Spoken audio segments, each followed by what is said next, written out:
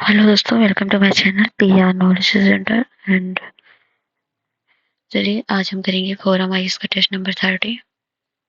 तो अभी तक अगर आपने हमारे टेस्ट नहीं देखे, 30 नंबर का टेस्ट हो चुका है और ये प्लेलिस्ट आपको मिलेगा जो है फोरम आईएएस करके, तो उसमें जाके देख लीजिएगा। और ठीक है,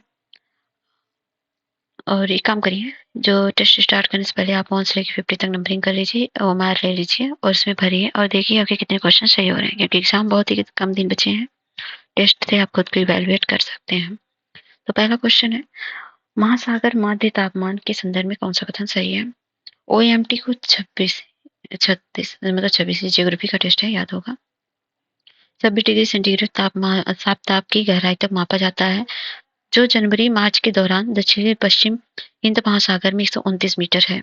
जनवरी मार्च के दौरान एकत्रित ओएमटी का उपयोग यह आकलन करने में किया जाता है कि मानसून में वर्षा की मात्रा एक निश्चित दीर्घकालीन औसत से कम या अधिक होगी। कौन सा कथन इसमें सही है? पहला दूसरा दोनों या कोई नहीं? देखिए, पहले जान लीजिए महासागर मध्यताप ओएमटी क्या होता है। यह एक महत्वपूर्ण जलवायु पैरामीटर है जो चक्रवात, मानसून की भविष्यवाणी और महासागरीय उष्मा परिवहन अनुमान जैसे वायुमंडलीय और महासागरीय अध्ययनों के लिए आवश्यक है। तो अब चलिए देखते हैं। तो ओएमटी 26 डिग्री समतापी जो होती है और 50 से 100 मीटर, देखिए 50 से 100 मीटर की गहराई तक देखा जाता है ये, तो ये गलत है। और ठीक है, और पहले मतलब मीटर गलती है और दूसरा जो है सही है, तो आंसर हो जाएगा आपका बी। और ये यूपीएससी ने पूछा था 2020 में। कैनियन के बारे में निम्नलिखित में से कौन सा कथन जो है विचार करिए, मतलब कौन सा कथन सही है? इसकी विशेषता खड़ी सीढ़ीनुमा ढलान या नीचे की अपेक्षा ऊपर अधिक चौड़ी होती है। यह आमतौर पर क्षैतिज संस्तर वाली अवसादी चट्टानें बनते हैं। दक्षिण भारत का गंडीकोटा घाटी, जिसे अक्सर भारत का ग्रैंड कैनियन कहा जाता है, शरावती नदी द्वारा निर्मित है। कौन सा कथन सही है? पहला तो सही है, कैनियन के बारे में इसकी विशेषता खड़ी सीढ़ीनुमा ढलान तथा ये नीचे की अपेक्षा ऊपर अधिक चौड़ी होती है और ये आमतौर पर क्षैतिज संस्तर वाले अवसादी चट्टान बनती है, ये बात भी सही है। और ये जो तीसरा है, दक्षिण भारत का गंडीकोटा घाटी, जिसे अक्सर भारत का कैनियन कहा जाता है, सरस्वती नदी द्वारा निर्मित है। तो ये गंडीकोटा कैनियन आंध्र प्रदेश में पेन्नार नदी द्वारा बनाई गई है, तो ये गलत है। तो 1 एंड 2 इज राइट। बहते पानी द्वारा निर्मित स्थलाकृतियों के बारे में है, भू आकृतियां हैं, विवरण है, यहीं से देखते चलिए कौन सा सही है कौन गलत है। मोनाडनाक्स जो है, ये बहते पानी के कटावकारी भू आकृतियां हैं जो आसपास के क्षेत्र की ऊपरी खड़ी अधरशिला की पहाड़ी के प्रतिरोधी अवशेष है। तो क्या ये सही है? तो सही सही सही बात है। और ये है पेन प्लेस। तो ये जो है बहते पानी के कटाव कारण उच्च भूमि के कम होने से निर्मित समतल मैदान जैसी निचली भूमि, ये भी सही है। और पॉइंट बाहर गया है, ये वे नदी किनारे बहते पानी द्वारा रैखिक ढंग से जमा किए गए जो है तलछट हैं और बड़ी नदियों के घुमावदार किनारों पर पाए जाते हैं, ये भी सही है। तीनों बातें बिल्कुल सही है। विसर्प के बारे में कौन सा कथन सही है? विसर्प की वक्रता की दिशा कोरियोलिस बल की प्रभावित होती है। विसर्प निर्माण नदी तलछट के जमाव या कटाव पर निर्भर नहीं है। कौन सा कथन सही है? तो पहला तो सही है, विसर्प की वक्रता की दिशा कोरियोलिस बल से प्रभावित होती है। और इसमें दूसरा जो है ये गलत है, क्योंकि विसर्प का निक्षेपण अपर्दन प्रक्रियाओं पर निर्भर करता है, न कि कटाव पर। तो ये पहला सही है केवल। निम्नलिखित में से कौन सा कारक हिंद महासागर के समुद्री धाराओं की नियमित दिशा में परिवर्तन के लिए जिम्मेदार है? हिंद महासागर, आधा महासागर, हिंद महासागर में मानसून का बहाव, हिंद महासागर एक स्थल रुद्ध महासागर, हिंद महासागर में लवणता में अधिक भिन्नता। तो हिंद महासागर में मानसून का बहाव है। सारगास सागर इस मायने में अनोखा है कि इसकी सीमाएं केवल समुद्री धाराओं द्वारा निर्धारित होती हैं। इस संदर्भ में निम्नलिखित में से कौन सा समुद्री धाराओं का समूह सारगास सागर की सीमा बनाता है? कैंटी धारा, उत्तरी अटलांटिक भूमध्य सागरीय धारा, गुलहास धारा और बेंगुएला धारा। ये सब आप मैप में एक बार जरूर देख लीजिएगा। और या फिर गल्फ स्ट्रीम, लेब्राडोर धारा, कैनारी धारा और गुलहास, या बेंगुला धारा, गल्फ स्ट्रीम, उत्तरी अटलांटिक धारा, कैंट्री धारा, गल्फ स्ट्रीम, कैंट्री धारा, उत्तरी अटलांटिक या भूमध्य सागरीय धारा, उत्तरी अटलांटिक। तो यही डी ऑप्शन आपका सही है। मैप में एक बार जरूर सब देख लीजिएगा, क्योंकि ज्योग्राफी मैक्सिमम मैप बेस्ड ही होता है। नेक्स्ट है 7, सिर्क के संदर्भ में निम्नलिखित में से कौन-सा कथन सही है? ये नुकीली चोटियाँ हैं जो कम से कम 3 तरफ से ग्लेशियरों से घिरी हैं। ये टन झीलों का निर्माण सिर्क से हुआ है। देखिए जो सिर्क होती है ना, वो हिमाच्छादित पहाड़ों में सिर्क सबसे मतलब आम भू-आकृति है। ये गहरे लंबे और चौड़े गर्त या बेसिन होते हैं जिनके शीर्ष और किनारों पर बहुत खड़ी अवतल से लेकर लंबवत रूप से गिरती हुई ऊंची दीवारें होती हैं। सिर्क अक्सर हिमनद घाटियों में शीर्ष पर पाए जाते हैं, तो ये गलत है। और दूसरा सही है, टन झीलों जो है झीलों का निर्माण सिर्क से होता है, तो ऑप्शन हो जाएगा बी।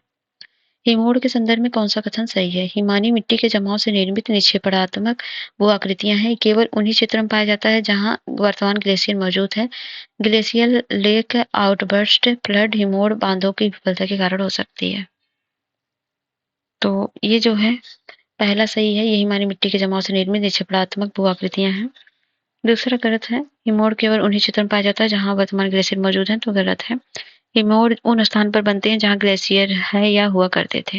इस प्रकार एक हिमोड़ उस क्षेत्र में पाया जाता है जहाँ अतीत में ग्लेशियर मौजूद था। तीसरा सही है, तो आंसर हो जाएगा बी। नेक्स्ट है, निम्नलिखित में से कौन सी परिस्थितियां काष्ठ स्थलाकृति के निर्माण के लिए अनुकूल हैं? सतह या उपसतह स्तर पर चूना पत्थर जैसी घुलनशील चट्टानों की उपस्थिति, ऊपरी भूमि के नीचे गहरी घाटियों का अभाव, जल के बारहमासी स्रोत की उपस्थिति।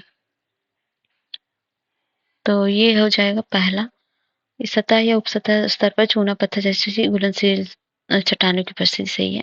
ऊपरी भूमि के नीचे गहरी घाटियों का भाव, ये गलत है, क्योंकि यह जो है और ये जो तीसरा है आपका, ये सही है, तो 1 एंड 3 सही होगा, ऑप्शन सी। ये भू आकृति विशेषताएं अक्सर ग्लेशियरों द्वारा यू आकार की घाटियां बनाते हैं और ये समुद्री जल के लंबे संकीर्ण और गहरे प्रवेश द्वार हैं जो कुछ दूर तक अंतर्देशीय क्षेत्रों तक पहुंचते हैं। मूंगा चट्टानें और स्कैरी इसकी कुछ मुख्य विशेषताएं हैं। ये मुख्य रूप से नॉर्वे, चिली, ग्रीनलैंड और अलास्का में पाए जाते हैं। उपरोक्त अनुच्छेद निम्नलिखित में से किस भूकृतियों के बारे में है? आउटवास मैदान के बारे में है, ड्रम्बलिंग्स के, फियोर्ड्स के या स्कर्स के? तो ये क्या हो जाएगा? ये हो जाएगा आपका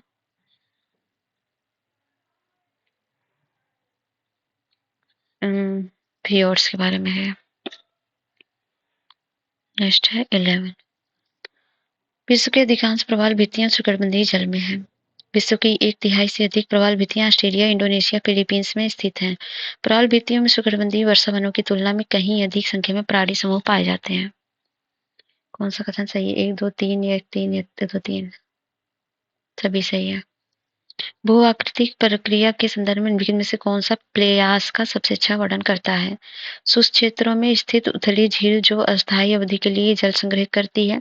शुष्क क्षेत्रों में पवन क्रिया द्वारा निर्मित लंबी रेतीली सतह, तटीय क्षेत्र में घुलनशील चट्टानों के विघटन में निर्मित संकीर्ण आधार वाला परिदृश्य, हिमानी पर्दन द्वारा पर्वतीय क्षेत्र में निर्मित गहरी घाटी। यह है पहला, शुष्क क्षेत्रों में स्थित उथली झील जो अस्थायी अवधि के लिए जल संग्रहित करती है। रेगिस्तानी भू आकृतियों के संदर्भ में कौन सा कथन सही है? भू आकृतिक प्रकार है, निर्माण की प्रकृति, विशेषताएं हैं। बरखान है, निक्षेपण कारण अर्धचंद्राकार स्थलाकृति, सीख है, कटावदार त्रिलोकी लंबी संकरी श्रृंखला, इंसल वर्ग है, कटावदार छोटे और पृथक पहाड़। तो नेक्स्ट है कौन सा सही है? इसमें पहला सही है, बरखान है, निक्षेपण अर्धचंद्राकार स्थलाकृति है। दूसरा है सीप टिब्बा जो है ये कटावदार जो है, देखिए निक्षेपण भू-आकृति जिसमें प्रचलित हवाओं की दिशा में रेत संचय द्वारा निर्मित टीलें, लंबी संकीर्ण श्रृंखलाएं शामिल हैं। ट्रांसमिट उनकी ऊंचाई चौड़ाई बढ़ाते हैं, उनकी धुरी के समांतर उनकी लंबाई बढ़ती है, तो ये गलत है।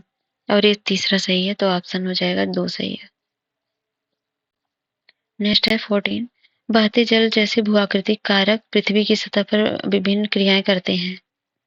पहला अपघर्षण है, उदाहरण है चूना पत्थर क्षेत्र में कैल्शियम कार्बोनेट पानी में घुल जाता है और इस प्रकार हटा दिया जाता है। विलियम है, नदी का तलछट भार नदी के तल से टकराता है और घिसता है और इस प्रकार उसका चैनल गहरा हो जाता है। संघर्षण है, पानी की एक धारा सतह पर टकराती है और इस प्रकार चट्टानें ढीली हो जाती हैं।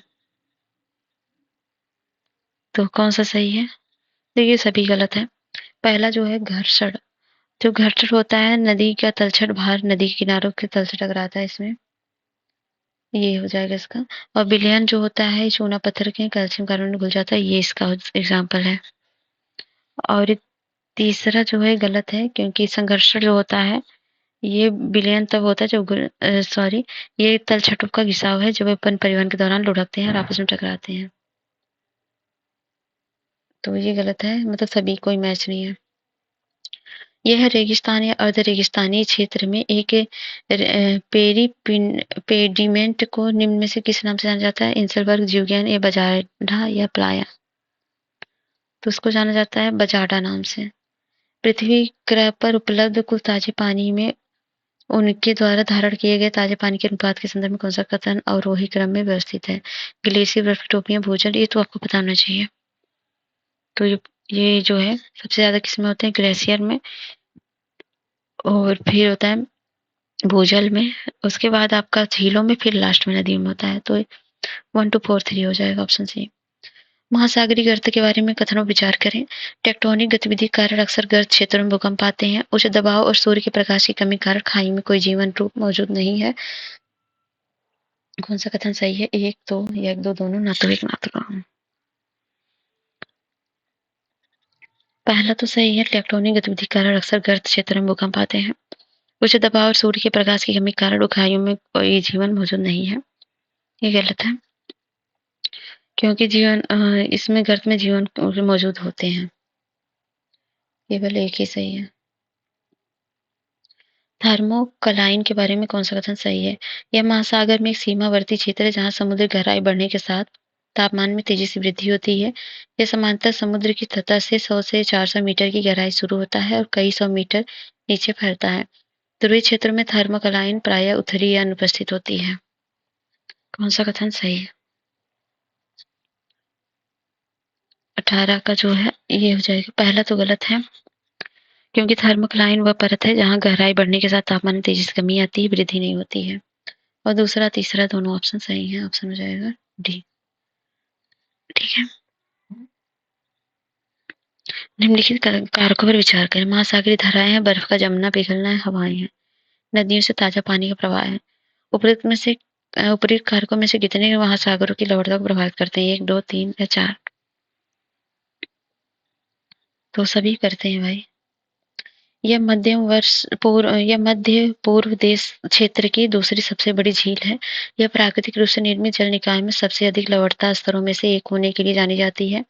330 और जो है कि लवणता स्तर के साथ ये दुनिया की सबसे अधिक खारी झीलों में से एक है। झील एक बंद बेसिन में स्थित है जिसमें कोई आउटलेट नहीं है जो लवण की सांद्रता में योगदान दे। किस लेक के बारे में? ग्रेट साल्ट, ट्रेबटा, आयर या वैन? तो वॉन लेक है। कहाँ पाया जाता है जरा मुझे बताइए, कौन सी जगह पाया जाता है वॉन लेक? नेक्स्ट, इस प्रश्न में 2 कथन कारण वाला है। ठीक है। कुरोशिया उत्तरी प्रशांत महासागर के पश्चिमी किनारे पर एक गर्म उत्तर की ओर बहने वाली महासागरीय धारा है। जापान सागर के तल पर कई ज्वालामुखियों की उपस्थिति कुरोशिया गर्म होने के लिए जिम्मेदार है। कौन सा इसमें आंसर सही है?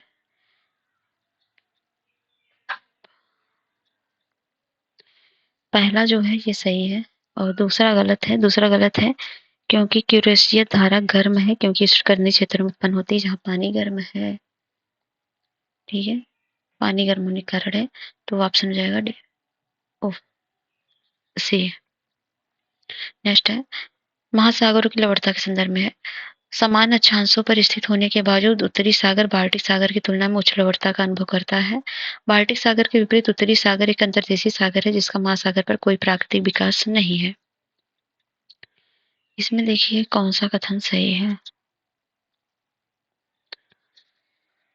पहला तो सही है, समान अक्षांश होने के स्थिति होने के बावजूद उत्तरी सागर बाल्टिक सागर की तुलना में उच्च लवणता अनुभव करता है। बाल्टिक सागर के विपरीत उत्तरी सागर एक अंतर्देशीय सागर, इसका महासागर से कोई प्राकृतिक विकास नहीं। तो गलत है, क्योंकि उत्तरी सागर एक अंतर्देशीय सागर नहीं है, इसका एक प्राकृतिक भी विकास है और ये इंग्लिश चैनल और नॉर्वेजियन सागर के माध्यम से अटलांटिक महासागर से जुड़ा हुआ है। तो ये गलत है। तो ये ए सही है, मतलब एक सही है, दूसरा गलत है। निम्नलिखित प्रक्रिया पर विचार करें। वाष्पीकरण, वाष्पोत्सर्जन, अंतस्पंदन, संवहन कितनी जल विज्ञान चक्र का हिस्सा है? तो सभी है जल विज्ञान का हिस्सा। यह है उच्चतम महासागरीय तापमान भूमध्य रेखा के थोड़ा दक्षिण की ओर दर्ज किया जाता है। भूमि और जल का असमान वितरण महासागरीय जल के तापमान के वितरण को प्रभावित करता है। कौन सा कथन सही है? तो इसमें देखिए पहला कथन तो गलत है, क्योंकि उच्चतम महासागरीय तापमान भूमध्य रेखा के थोड़ा दक्षिण की ओर दर्ज किया जाता है, तो ये गलत है। महासागरों की सतह का औसत तापमान 727 डिग्री सेंटीग्रेड है, जो भूमध्य रेखा से उत्तर ध्रुवों मतलब ध्रुवों की ओर धीरे-धीरे कम होता जाता है। हालांकि उच्चतम तापमान आमतौर पर भूमध्य रेखा के सीधे उत्तर की ओर, भूमध्य रेखा के दक्षिण की ओर नहीं, मतलब सीधे उत्तर की ओर, ना कि दक्षिण की ओर। तो इसलिए पहला गलत है, दूसरा सही हो जाएगा ऑब्वियसली, तो आंसर हो जाएगा डी। निम्नलिखित में से किस क्षेत्र में झरने आम आम हैं? जैसे अच्छी तरह संयुक्त चट्टानें, अंतर्निहित चट्टानों के साथ शुष्क क्षेत्र, काष्ठ सड़क के झुके हुए परतें। तो कहाँ पर है? तो देखिए यहाँ पर होंगी अच्छी तरह से संयुक्त चट्टानों में, अंतर्निहित चट्टानों के शुष्क क्षेत्र में कहाँ हो जाएगी? नहीं होगी।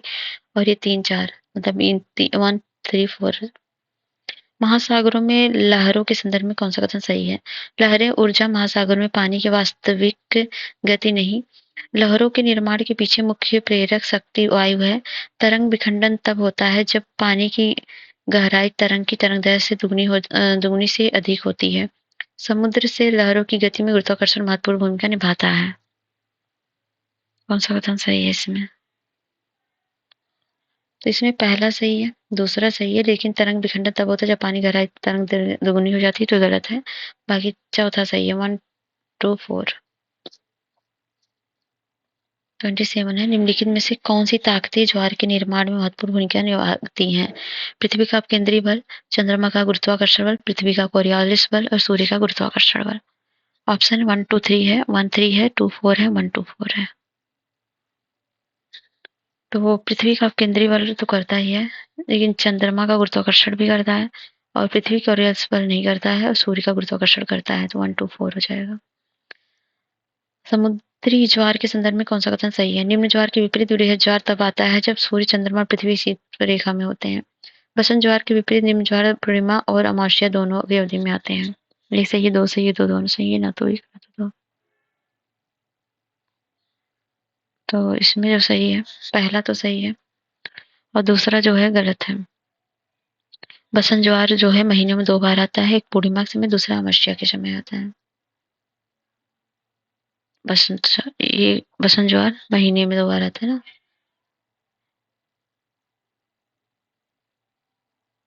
ये उल्टा दे दिया ना इसलिए। नेक्स्ट है, महासागरीय ज्वार का सेवाओं के संदर्भ में क्या महत्व है? तलछट की सफाई, विद्युत शक्ति का उत्पादन, बंदरगाहों, खुले समुद्र के बीच संपर्क सूत्र के रूप में कार्य करना, नदी के मुहाने से प्रदूषित जल को हटाना। तो ये चारों होंगे ऑप्शन डी। 30 है, भूमध्य रेखा के पास महासागर का पानी मध्य अक्षांशों की तुलना में लगभग 8 सेंटीमीटर अधिक ऊंचा है। सौर ऊर्जा के कारण पानी का तापीय विस्तार मध्य अक्षांशों की तुलना में भूमध्य रेखा के पास अधिक होता है। बताइए व्याख्या कर रहा है कि नहीं ये सब? तो बिल्कुल सही बात है, व्याख्या भी सही है। तो आंसर इसका तो एक ही होगा, एक्सप्लेनेशन, करेक्ट एक्सप्लेनेशन कर रहा है। पृथ्वी की सतह पर देखे जाने वाले भू आकृतियां किसके कारण होती हैं? क्रिस्टल सामग्री के प्रकार और संरचना में अंतर कारण, या भूमि निर्माण प्रक्रियाओं में अंतर, या पृथ्वी सतह पर विभिन्न स्थानों की प्रक्रियाओं की भिन्न दरों के कारण? सभी के कारण होगा ऑप्शन डी। निम्नलिखित पर विचार करें। गुरुत्वाकर्षण, पृथ्वी की परिक्रमा, कोरियोलिस बल, जल घनत्व के अंतर और पृथ्वी का चुंबकत्व, कौन से कारक समुद्री धाराओं को महत्वपूर्ण रूप से प्रभावित करते हैं? तो कौन कौन करता है? तो इसमें गुरुत्वाकर्षण करता है, और जो है ये दोनों तो नहीं करते हैं, जल का घनत्व करेगा और पृथ्वी का चुंबकत्व क्षेत्र करेगा। तो हो जाएगा 1, 3, 4। नेक्स्ट है, महासागरीय धाराओं के संदर्भ में कौन सा कथन सही है? गर्म महासागरीय धाराएं सामान्यतः निम्नलिखित स्थानों पर पाई जाती हैं। निम्न अक्षांशों में महाद्वीपों का पूर्वी तट, और निम्न अक्षांशों में महाद्वीपों का पश्चिमी तट, उच्च अक्षांशों पर महाद्वीपों का पूर्वी तट और उच्च अक्षांशों पर महाद्वीपों का पश्चिमी तट। तो करती हैं निम्न अक्षांशों के महाद्वीप के पूर्वी तट पर और उच्च अक्षांशों के महाद्वीपों के पश्चिमी तट पर। 1 और 4 सही है। नेक्स्ट है, महासागरीय धारा है, महासागरीय धारा का प्रकार है, क्षेत्र है। बेंगुला करंट है, ठंडी धारा है, दक्षिण अफ्रीका का पश्चिमी तट है। गर्म धारा गुलहास करंट है, ये दक्षिण अफ्रीका का पूर्वी तट है। और लेब्राडोर करंट है, गर्म धारा, ये दक्षिण अमेरिका का पश्चिमी तट। कैनरी है, ठंडी, ऑस्ट्रेलिया पूर्वी तट। कौन सा सुमेलित है बताना है। देखिए पहला जो है बेंगुला धारा, जो ठंडी महासागरीय धारा है, दक्षिण अफ्रीका के पश्चिमी तट पर, ये सही है। और दूसरा जो है ये भी सही है, ये अगुलहास करंट एक गर्म धारा है, दक्षिण अफ्रीका के पूर्वी तट पर है। और ये जो है गर्म धारा लैब्राडोर करंट है क्या? तो लैब्राडोर करंट ठंडी जलधारा है, ठीक है? तो ये गलत हो जाएगी। ये जो है लैब्राडोर, न्यूफाउंडलैंड और कनाडा में नोवा स्कॉटिया के जो है पूर्वी तट के से होकर गुजरती है। कैनरी करंट जो है गलत है, ठंडी धारा तो है, लेकिन अटलांटिक महासागर में उत्तरी अफ्रीका के पश्चिमी तट के साथ बहती है। तो ये गलत है। तो 1 और 2 सही है, केवल 2। निम्नलिखित में से कौन सी भूवैज्ञानिक विशेषताएं हैं जो रॉकी तट से देखी जा सकती हैं? वेव कट टेरेस, समुद्री आर्क स्टैग, बैरियर बार्स और लैगून। तो ये चारों होंगे ऑप्शन डी। यह एक सपाट शीर्ष वाला समुद्री पर्वत है जो विभिन्न चरणों के माध्यम से क्रमिक अवतरण के साक्ष्य दिखाता है। अतः ये एक सपाट शीर्ष वाला जलमग्न पर्वत बन जाता है। ये विशेषताएं सबसे अधिक प्रशांत महासागर में पाई जाती हैं। कौन सा सही है? इसमें ये है गायोट के बारे में। नेक्स्ट है 37। उच्च अक्षांशों पर स्थित बंद समुद्रों का तापमान खुले समुद्रों की अपेक्षा अपेक्षाकृत अधिक होता है। खुले समुद्र में तापमान वितरण, पानी के बेहतर मिश्रण और समुद्री धाराओं के प्रभाव के कारण अधिक होता है। बाकी ऑप्शन देख लीजिए, बताइए कौन सही है। देखिए, उच्च अक्षांशों पर स्थित बंद समुद्रों का तापमान खुले समुद्रों की तुलना में अपेक्षाकृत अधिक होता है, तो गलत है। उच्च अक्षांशों पर स्थित बंद समुद्रों का तापमान आमतौर पर निकटवर्ती खुले जो है समुद्रों की तुलना में कम होता है, तो उल्टा दे दिया एक्सपेंशन। बाकी दूसरा सही है, तो पहला गलत, दूसरा सही ऑप्शन डी होगा। महासागरीय दायरे के बारे में कौन सा कथन सही है? ये वैश्विक पवन पैटर्न और कोरियालिस प्रभाव द्वारा निर्मित वृत्ताकार महासागरीय धारा की बड़ी प्रणालियां हैं। विश्व के अधिकांश प्रमुख घूर्णन ध्रुवीय क्षेत्रों में स्थित हैं। दायरे के भीतर पश्चिमी सीमा धाराएं पूर्वी सीमा धाराओं की तुलना में कमजोर होती हैं। पहला सही है, दूसरा गलत है, तीसरा भी गलत है। आंसर है महासागरीय धाराओं के प्रभाव के संदर्भ में कथन विचार करें। ठंडी महासागरीय धाराएं उष्णकटिबंधीय, उपोष्णकटिबंधीय और अक्षांशों के पश्चिमी तट पर बरसाती जलवायु के लिए जिम्मेदार हैं। उत्तर पश्चिम यूरोप के बंदरगाह गर्म धाराओं के प्रवाह के कारण बर्फ के से मुक्त रहते हैं और पूरे वर्ष खुले रहते हैं। 39। इसका बी होगा और पहला गलत होगा। पहला गलत है क्योंकि उष्णकटिबंधीय और उपोष्णकटिबंधीय अक्षांशों महाद्वीपों के पूर्वी तट के समांतर गर्म धाराएं बहती हैं और इसके विपरीत गर्म और बरसाती जलवायु होती है। ठीक है, दूसरा ही सही है। नेक्स्ट है, निम्नलिखित में से कौन सा शब्द विंड मैप का सबसे अच्छा वर्णन करता है? गैप का वायु अपर्दन द्वारा पर्वतीय क्षेत्र में निर्मित एक संकीर्ण मार्ग जो एक सक्रिय नदी चैनल के रूप में कार्य करता है। किसी पर्वत के आधार पर वायु अपर्दन द्वारा निर्मित भौगोलिक आकृति जो छेद का निर्माण करती है। पहाड़ी क्षेत्र में घाटी या दर्रा जो कभी नदी का मार्ग था लेकिन अब उसमें पानी नहीं बहता। रेगिस्तान भू आकृतियों की एक विशेषता जहाँ हवा एक गड्ढा बनाती है जो एक अस्थायी जल भंडार का निर्माण करती है। इसका हो जाएगा सी। पहाड़ी क्षेत्र में घाटी या दर्रा जो कभी नदी का मार्ग था लेकिन अब उससे पानी नहीं बहता। विसुती प्रतिधाराओं के पूर्वाभिमुख प्रवाह की व्याख्या किससे होती है? पृथ्वी के अपने अक्ष पर घूर्णन से, दो विसुती धाराओं का विसरण से, जल की लवणता में अंतर से, विषुवत वृत्त के पास प्रशांत मंडल मेखला का होना। तो ये होता है दो विसुत धाराओं के विसरण कंजर्वेशन से। नदी पुनर्जीवन की घटना के संबंध में कौन सा कथन सही है? नदी पुनर्जीवन के लिए वर्षा एक अनिवार्य शर्त है। इसके परिणामस्वरूप झरने, तेज धाराएं और कटे हुए घुमावदार रास्ते बन सकते हैं। तो इसमें दूसरा तो सही है लेकिन नदी पुनर्जीवन करने के लिए वर्षा अनिवार्य शर्त नहीं है। ग्लेशियर वगैरह पे तो पिघलते हैं। ये तब हो सकता है जब भूमि का उत्थान या समुद्र का स्तर गिर जाए तो। और केटल झील निम्नलिखित में से किसकी क्रिया से संबंधित भू आकृतियां? हवा, ग्लेशियर, बहता पानी या भूजल से? तो ये तो पता ही होगा, ग्लेशियरों से होते हैं केटल झील, ये कटाव से होते हैं। और नेक्स्ट है, निम्नलिखित में से किसने प्रवाल भित्तियां हैं? लक्षद्वीप, कच्छ की खाड़ी, मन्नार खाड़ी, सुंदरवन में? देखिए, ये पाई जाती है लक्षद्वीप में और कच्छ की खाड़ी में, मन्नार की खाड़ी में। सुंदरवन में ये नहीं पाया जाता है। 1 2 3 इसका आंसर होगा। नेक्स्ट है, दो कथन कारण वाले क्वेश्चन है। हिमानी घाटियों के कुछ हिस्से उल्लेखनीय रूप से समतल समतल तल प्रदर्शित कर सकते हैं। हिमानी घाटी में समतल तल का निर्माण समान रूप से होने वाली हिमानी अपर्दन द्वारा होता है। कौन सा कथन कारण वाला क्वेश्चन है? इसमें देखिए दोनों सही है लेकिन व्याख्या सही नहीं है। नेक्स्ट है, किसी नदी के अवस्थाओं के संदर्भ में निम्नलिखित भू-आकृतियों पर विचार करें। रैपिड है, झरने हैं, प्राकृतिक तटबंध है, वी आकार की घाटियां हैं। ऊपर में से कितनी भू-आकृतियां समांतर नदी की युवावस्था के दौरान निर्मित होती हैं? तो ये होती हैं रैपिड्स, झरने, लेकिन ये प्राकृतिक तटबंध नहीं है। और चौथा तो है, तो 1 2 3 मतलब 3। भारत में तटीय भू-आकृतियों के संदर्भ में कौन-सा कथन सही है? भारत की पश्चिमी तट अपरदनात्मक गतिविधि हावी है, जबकि पूर्वी तट निक्षेपणात्मक गतिविधियां हावी हैं। भारत का पश्चिमी तट एक निम्न अवसादी तट है। उपर्युक्त कथन में से कौन-सा सही है? 1 2 दोनों सही है, 2 1 की व्याख्या कर रहा है। 1 2 दोनों सही है, व्याख्या नहीं कर रहा। 1 सही है, दूसरा गलत है, या 1 गलत है, दूसरा सही है। भारत की पश्चिमी तट अपरदनात्मक गतिविधि हावी है, जबकि पूर्वी तट पर निक्षेपात्मक गतिविधि हावी है। ये बात सही है। भारत का पश्चिमी तट निम्न अवसादी तट है, तो क्या सही है? नहीं, पश्चिमी तट जो है मुख्य रूप से अपरदन गतिविधि द्वारा आकार लेता है, जबकि पूर्वी तट निक्षेपणात्मक प्रक्रियाओं द्वारा चिन्हित है। ये बात तो सही है। तो इस अपरदन विशेषता नहीं है, निक्षेपण होती है ना इसमें, अन्य अवसादी चट्टानों से नहीं होती है। ये कुछ चट्टानी जलमग्न तट पानी में तेज गिरने वाली खड़ी पहाड़ियों द्वारा चिन्हित है, जो अत्यधिक अनियमित तटरेखा बनाता है। इसे नहीं है, तो ये दूसरा गलत है। तो ये पहला ही सही है, ऑप्शन हो जाएगा सी।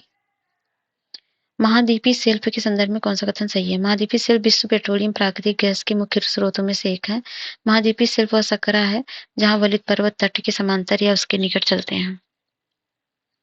दोनों कथन बिल्कुल सही है। कार्य स्थलाकृतियों के निम्नलिखित भू आकृतियों को उनके आकार के अनुसार बढ़ते क्रम व्यवस्थित कीजिए। उथला या उथला छिद्र, उबालस या सिंक होल। 1 2 3 1 3 2 2 1 3 या 3 2 1। तो इसमें पहले जो होता है वो होता है उथला वाला, फिर सिंक होल, फिर उबालस। तो ये हो जाएगा 1 3 2, ऑप्शन बी। नेक्स्ट है लास्ट क्वेश्चन। ये सब थोड़ा स्ट्रक्चर को आप जरूर देख लीजिएगा, जो क्वेश्चन दिखाए गए हैं मैप वाले भी देख लीजिएगा। वेम्बनाथ झील है, चिल्का झील है, पुलिकट झील है, पेरियार है। झीलों में से कितनी झीलें लैगून के रूप में वर्गीकृत हैं? देखिए, अब तटीय जो पट्टियां पानी के नीचे तलछट जमा होती हैं और तटीय क्षेत्र की तटरेखा के समांतर बनती हैं। लैगून तब बनती हैं जब लहरें और धाराएं इन पट्टियों के दोनों ओर तलछट जमा करती हैं, जिससे पट्टी और तट के बीच समुद्री जल का एक भाग प्रभावी रूप से बंद हो जाता है। तो ये होती हैं। तो इसमें वेम्बनाथ है, चिल्का भी है, और ये आपका पुलिकट भी है, लैगून, और लेकिन पेरियार नहीं है। पेरियार झील जो है लैगून नहीं है, एक नदी पर बांध बनाकर बनाया गया कृत्रिम जलाशय है। तो 3 सही है, ऑप्शन सी हो जाएगा। तो 50 क्वेश्चन कंप्लीट होते हैं। आपके कितने सही हुए बताइएगा, और अगर वीडियो पसंद भी आता है तो प्लीज लाइक सपोर्ट करिए, ताकि हम आपके लिए इस तरह की टेस्ट वगैरह प्रोवाइड करा सकें। ठीक है, तो मिलते हैं नेक्स्ट वीडियो में। तब तक के लिए जय हिंद, जय भारत।